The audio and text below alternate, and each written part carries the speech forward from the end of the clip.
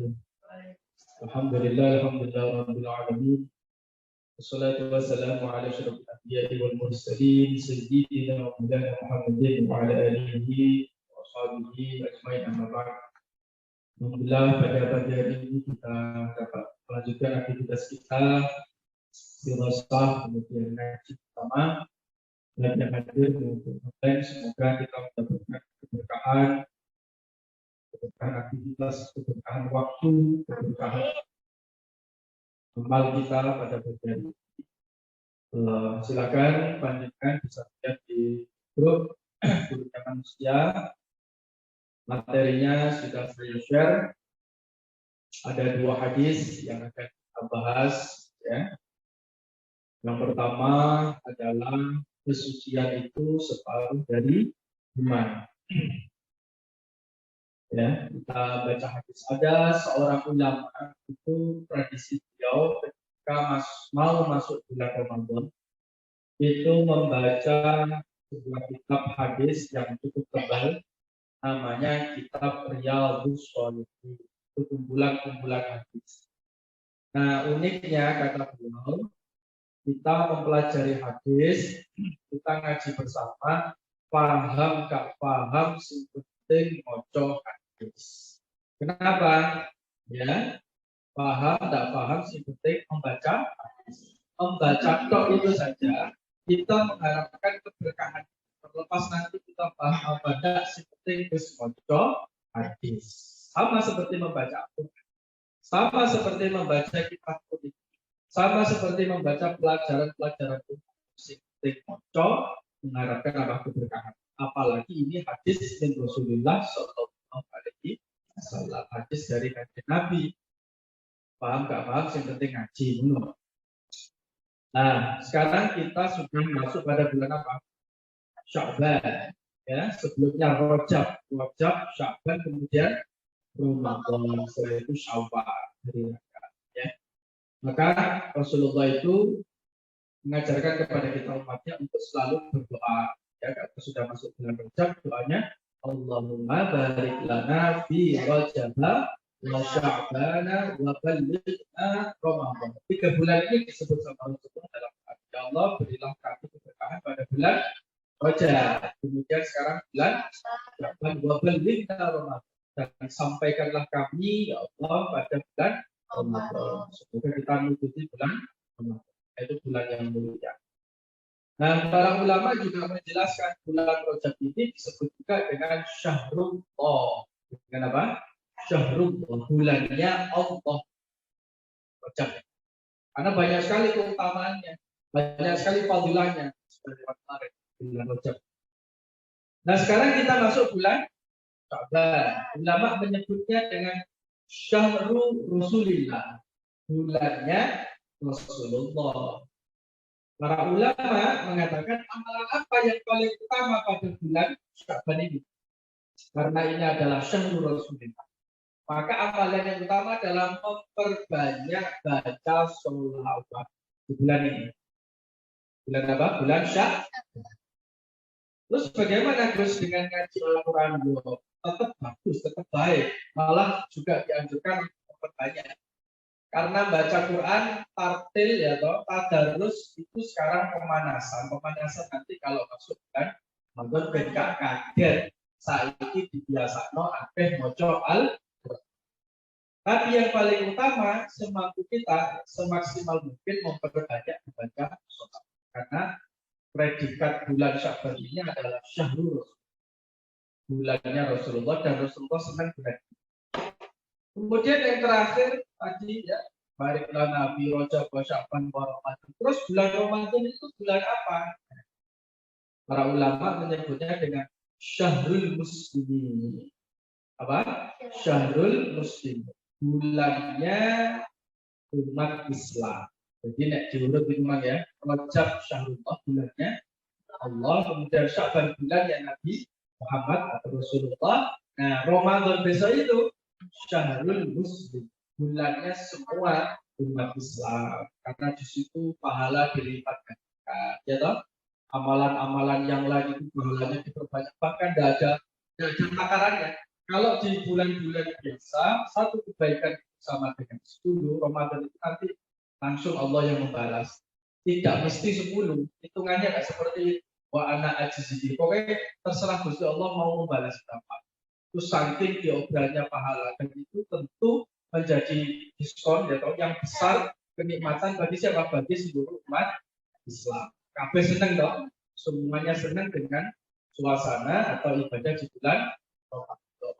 Kayak panjenengan lah, kalau iklan itu itu berarti bisa masuk bulan Ramadan. Oke. Nah, sekarang kita lihat, kita masuk ke materi ya. Kesucian itu separuh dari iman. Ini hadis yang 23, tapi kita baca kembali aksar 23 dulu, enggak apa-apa. An Abi Malik Al-Haris bin Asim Al-Ash'ari radhiyallahu anhu qala Rasulullah sallallahu alaihi wasallam at-tuhuru syatrul iman. Itu saya, at-tuhuru syatrul iman. Ya, kalau biasanya yang kita sering dengar itu at-taharatu minal iman. Kalau ini redaksinya at-tuhuru syatrul iman. Sama artinya. At-tuhur itu taharah. Suci itu adalah separuh atau bagian dari iman. Ingat, ini bagian, justru a part of. Bahasa Inggris apa? A part of. Jadi kalau kita apa istilahnya cuek, ya toh, tidak peduli terhadap kebersihan lingkungan, maka iman kita tidak komplit. Ada penebangan hutan, ada limbah di sungai dan sebagainya, kita kok biasa-biasa saja, ya toh. Tidak mendidik santri atau anak-anak atau siswa kita untuk menjaga kebersihan, itu iman kita tidak sempurna. Sekarang itu yang sedang krisis di pembahasan kita itu adalah fikih tentang lingkungan. Bagaimana sikap kita terhadap apa lingkungan? Lain sih, masalah ekonomi, masalah hukum, masalah politik itu kan sudah sering dibahas. Tapi kenapa kita concern kita terhadap lingkungan itu sangat penting? Padahal ini sangat penting sekali, ya betul. Kalimantan itu kalau Anda lihat dari puluhan tahun perbedaan peta ya, itu sudah gundul, hampir gundul. Itu kan masih hijau.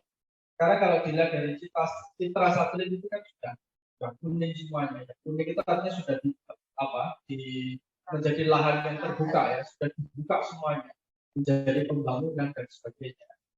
Ya, pembangunan yang merugikan warga karena berdampak terhadap ketersediaan air di jangka panjang dan seterusnya, ya, pembangunan gedung. Itu kan lingkungan itu kita seolah-olah nggak penting, padahal itu penting. Bukan hanya untuk sekarang, tapi untuk masa depan. Ya, maka Rasulullah itu pernah bersabda, meskipun nanti datang kiamat, kalau di tangan di peganganmu ada satu biji tanaman, maka tanamlah. Kata Rasulullah begitu. Basio kiamat kata datang. Kalau di depan kita ada satu biji ya, tanaman, maka tanamlah. Itu artinya apa? Rasulullah itu sangat peduli terhadap hijau-hijauan, tumbuhan dan sebagainya. Ya, maka kebersihan di sekitar kita itu menunjukkan indikator keimanan kita. Kemudian lanjutannya, walhamdulillah tamlaul biza. Kalimat alhamdulillah, tasbih berupa alhamdulillah itu memenuhi mizan. Jadi kalau timbangan amal, timbangan. Jadi kita baca alhamdulillah saja itu memenuhi mizan. Wa subhanallah walhamdulillah, sedangkan kalimat subhanallah walhamdulillah tamlaan, keduanya itu juga memenuhi timbangan. Apa ya? Jadi seperti dalam surat ya yang kita baca, "Mensaqulat mawazin nuhu fahuwa fi 'isyatir radiyah." Barang siapa yang berat timbangannya, fahuwa fi 'isyatir radiyah, dia mendapatkan kehidupan yang diridhoi, kehidupan yang enak. Maksudnya adalah surga. Tapi sebaliknya, wa amman khaffat mawazin, barang siapa yang timbangannya enteng, apalnya enteng, aku tuh Pak ummuhu hawiyah. Ummuhu itu tempat kembali, gon balik. Nanti dia dimasukkan ke dalam hawiyah. Wa ma adraka ma hiyah. Apakah yang dimaksud dengan hawiyah? Narun hamiyah, api yang sangat panas. Ini masuk neraka. Jadi nek moco subhanallah terus alhamdulillah sekarang kita baca seperti itu sudah memenuhi timbangan amal kita. Atau memenuhi mabainas samai wal ardi, memenuhi antara langit dan bumi. Maksudnya betapa besar pahala subhanallah walhamdulillah. Atau kalau tahlilan itu kalimatani khofifatani fil lisan safilatani bisa habibatani dalam ada dua kalimat yang sakilatani fil lisan berat di timbang, khafifatani fil lisan ringan diucap, berat di timbangan tapi ringan diucap, dicintai oleh Ar-Rahman ya. Subhanallah wa bihamdihi subhanallah bil adil. Kalau ini subhanallah walhamdulillah. Ya, yes, itu. Kemudian wassolatu nur. Salat itu menjadi apa? Cahaya. Nur itu artinya apa? Belum mungkin sholat untuk akhirat yang memiliki cahaya yang mencorong. Jadi gampang, malaikat itu malaikat panitia ya, yang mensortir orang muslim, orang kafir itu untuk ya Allah. Miliaran orang di akhirat disortir mana yang masuk surga, mana yang neraka, gampang sekali dengan cahaya. Atau atus ketok cahaya. Cahaya ini apa? Bekas dari sholat. Sholat itu adalah sujud, ya toh, wudhu dan sebagainya. Oh, ketok itu mau cahayanya mencorong, berarti sholat karena dia sholat. Maka di sini dikatakan as-sholatu nurun. Berarti orang yang tidak sholat zulmun lah. Ya. Was-sodaqatu burhan. Nah, dilihat itu was-sodaqatu apa? Burhan. Sodaqah itu menjadi bukti. Bukti apa? Bukti keimanan kita. Kalau panjenengan sedekah rutin ya, entah itu seminggu sekali kayak Jumat kasih berkah atau ada nyumbang jajan ya, di jalan ada nasi atau ke santri sobatnya ya, ngasih selamatan atau tasyakuran atau sedekah di masjid ya, itu adalah bukti kita iman. Tapi sebaliknya kalau orang berbakhil seperti contohnya Qarun ya. Qarun itu hidup pada masa Nabi Musa alaihissalam. Nah ternyata Qarun ini masih ada hubungan famili, hubungan kerabat dengan Nabi Musa itu dulu. Dulunya dia adalah orang miskin, tapi rajin ibadah. Kemudian dia minta didoakan kepada Nabi Musa agar ternaknya itu apa? Menjadi banyak. Ya wis didoakan, doanya Nabi Musa bilang. Nah, kemudian setelah didoakan, Qarun ini menjadi orang yang kaya. Bahkan di dalam Al-Quran diterangkan ya, kuncinya itu dimasukkan ke dalam peti ya, peti gede. Itu isinya kunci itu. Latatu usbatun ulil kuwat. Itu kalau digotong, itu yang gotong orang banyak, orang yang kekar itu baru gotong kunci netok. Tapi jangan dibayangkan kunci kecil kayak kunci sepeda motor yang sekarang enggak, kunci kecil kan gede. Kunci kecil, sampai ini lah paling nggak panjangnya ya. Yang untuk buka yang apa bentuk yang besar. Itu belum isi gudangnya dan sebagainya. Maka betapa banyak itu hartanya Qarun. Nah karena dia sudah kaya raya, dia semakin jauh kepada Allah, dia tidak mau sedekah kita, dia tidak mau ibadah, dia malah merapat ke Fir'aun. Dia meninggalkan Musa, malah sekongkol dengan Fir'aun. Akhirnya Allah murka sehingga cerita ditenggelamkan. Yosak hartanya, yosak Qarun, semuanya tenggelam. Maka sekarang muncullah istilahnya harta karun, padahal di Mesir ya kono, tapi kok nggak nemu harta negara jadi harta karun, padahal kan di kono kejadian ini, sebenarnya harta karun. Ya, jadi kalau kita sedekah apapun itu, terutama materi, ya, baik pagi atau malam atau terang-terangan maupun sembunyi, baik itu sedekah dalam keadaan susah atau lapang, apapun kondisinya ya, itu adalah bukti keimanan kita. Nah, Anda kalau bisa, kalau saran saya ya punya sedekah bukti, sampai transfer ke Lazisme, transfer ke Basnas, ya kan? Basnas Jombang, wes enak, dia dikelola. Ya, atau di LSPT atau apa itu ya, lembaga-lembaga itu zakat gitu ya, basio second, basio 1, yatim piatu, duafa, Atau ada tasyakuran semuanya bagi-bagi kue. Sebelah ini kan ada yang dijual, ya. Jumlahnya berapa Bu? Saya mau mengadakan selamatan, kasih makan siang, kompetitor kirim, jumlahnya berapa? Kan keren. Ya, Anda punya hajat apa? Seumpamanya ingin hajat apa, ulang tahun atau ingin apa, boleh. Ya, wasobru diaun, sabar itu dia itu artinya cahaya. Orang yang sabar, ya itu di mata Allah, di mata para malaikat, ya memiliki cahaya. Wal Quran hujjatun laka au alaika. Quran itu bisa menjadi hujjah, bisa menjadi pembela yang menguntungkan kita. Laka itu artinya yang menguntungkan kita. Au alaika atau sebaliknya, dia menuntut kita. Maksudnya gimana? Orang kalau baca Al-Quran dan mengamalkan isinya, nanti ketika di akhirat itu akan menjadi syafaat. Menjadi apa?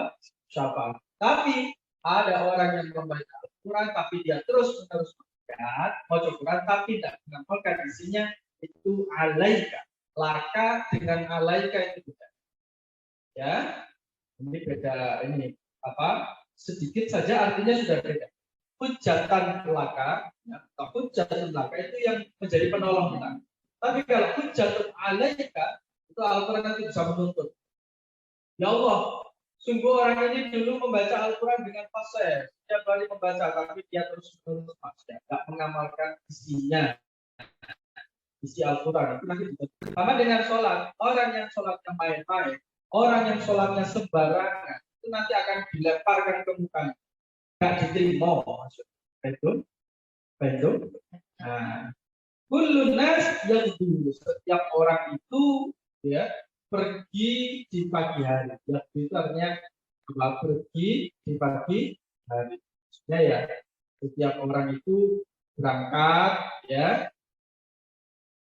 di pagi hari sampai menjual dirinya sehingga tidak membebaskannya atau membinasakannya.